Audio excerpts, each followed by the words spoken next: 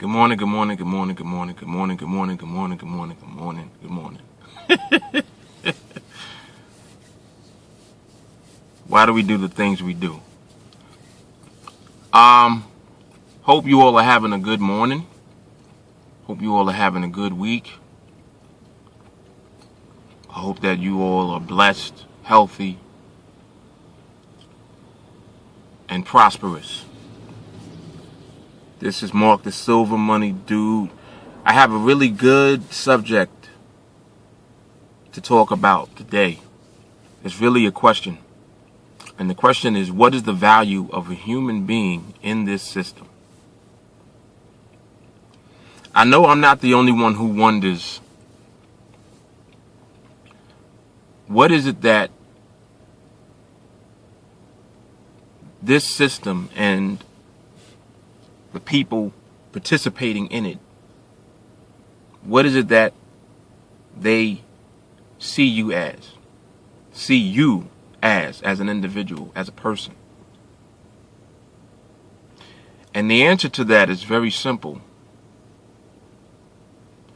If you're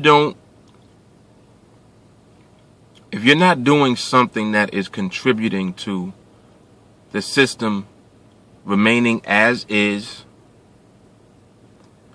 or quote unquote being productive in the system that we're a part of now. And what's so funny is that the things that are valuable to the system are the things that are the most detrimental to human beings.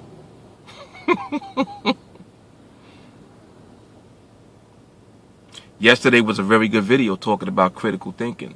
This is what critical thinking leads to the subject that I have today, which is a question. What is the value of a human being in this system? And to be quite honest, you're not valuable to the system unless you're feeding the system. And let's just look at that. Let's analyze that for a moment. Let's take someone who can't do a typical job, one that involves some type of physical activity. Let's just take someone who might be incapacitated for whatever the reason may be. Maybe it's no fault of their own. Maybe they just can't physically do certain activities. That person would basically become dependent on what? Disability and or another person who may be in their household. But let's just use a couple of examples. Let's take parents. Okay, people with children. And I can relate to this because I'm a father of 3 myself. Now, as a parent in this system, you and your spouse will likely have to both have an income in order to provide for your family. Let me just adjust my glasses here. In order to provide for your family in a way that would seem sufficient for the size of your family. If you have a large family and there's 2 parents in the house, and let's say that they both work, you working is a sacrifice, because what it means is that unless you work from home, likely you're working on a job that is absorbing the majority of your time. The more income you make, the more time you'll have to spend on that job. The less time you're actually spending watching your children grow up.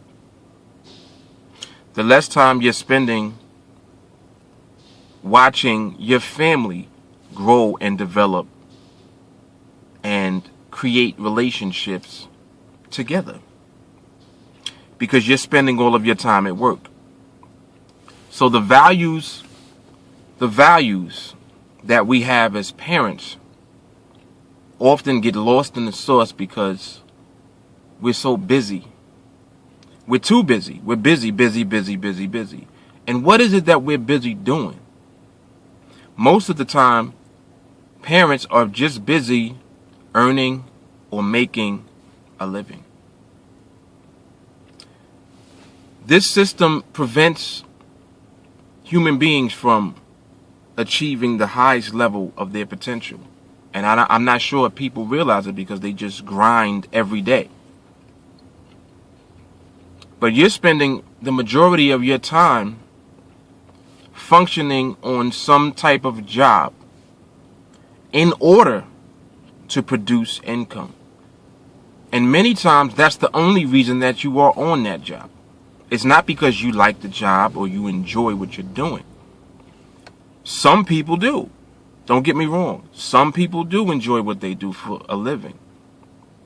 However, you have to analyze and wonder why are we part of a system that is dictating your standard of living based on your income.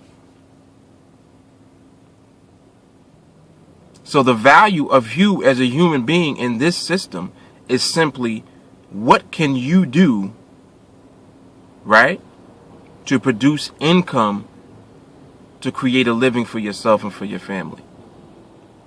So if you're the person that's not willing to conform to the system, you're considered the person that's lazy, or well, why don't you just get a job? Are you trying to go in business for yourself? Why don't you just get a job? Just go to school and get a job. You're not even seeing what's happening to you. You're conditioned to go to school, get an education, right? Most of the education that you get for life is outside of school. It's hands-on and life experiences. It's not in a book. It's not in the classroom. So what I'm saying to you is that you're conditioned to feed the system. Education feeds the system. And what I mean by that is you have to pay for education. Or I should say higher education. Well, actually, it depends. If you want to send your children to private schools, you got to pay for that. My point is this. You should not have to pay for anything. The fact that we are living in a system that has this thing here that controls everything as far as standard of living. Let's take the Great Depression as an example. During the Great Depression, ask yourself this. People were on soup lines, right? Starving, hungry, out of work. Okay, people are out of work, but are there still resources available? That's the question. Was there still food available? Was there still clean water? Did something happen to apartment buildings? Did something happen to homes? Or did something happen to the economy? You see my point? Resources are always abundant. And it's the management of resources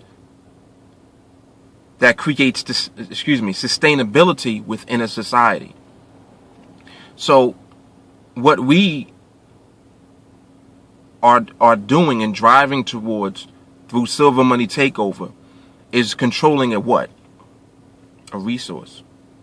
Silver's a resource. And it actually has multi-purpose now. I didn't even know what it would ultimately lead to, but I'm so happy now where it's going and where it is. Because with silver being a resource, it gives us control by holding it in this system. It gives us control because it's something that the world needs. It's something that this system is afraid of because it has monetary value, right? Gold and silver, this system doesn't want anything to do with because they're real assets. And this system is being pumped and pumped by debt. The debt has to always increase. It will never be paid off. And that's what people don't understand. They're trying to finagle their way through the system from within the system, and you can't do it. It's impossible. This system is destined to collapse. It's going to be over with. It happens every time. It won't be the first time. A lot of people don't realize that. So, with that being said, it's the management of resources on this planet that will create the sustainability and the standard of living that everyone is looking for. Because it's not that you want money. You want access to the things that you want and that you need whenever you want them. So production is actually something that this system is not doing, because most of the jobs are unproductive jobs. What do lawyers and people in political offices really do? They manage theory, because laws are theoretical if you think about it. A law is created because we have not figured out how to control behavior of people. So you make a law. You say, okay, well, if you do that, then this will happen to you. Because you have not figured out how to control that behavior. It's behavior. That's what people in power have a problem with, controlling the behavior of people. But this system creates behaviors that you would say, oh, well, those people are doing, they're not doing they're not cooperating. They're doing something wrong. They should be punished. If you take anyone and you prevent them from having the things that they need, I guarantee you, regardless of who it is, their behavior will reflect that condition. They will steal. They will do whatever that they have to do to get the things that they need, because you're keeping them from it.